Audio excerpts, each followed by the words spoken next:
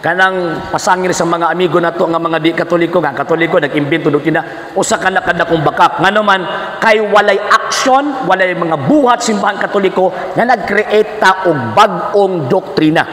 Ang tanang doktrinang gideklara sa Iglesia Katolika Apostolika Romana naggikan kang Kristo o gi-formulate ka lang kana sa simbahan katoliko. For example, kanang term nga Biblia, di man ta makabasa sa Biblia nga ang Biblia sinulat nga pulong sa Dios.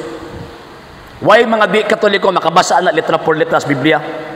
Nga ang Biblia sinulat nga pulong sa Dios. Pero ano nito man ta?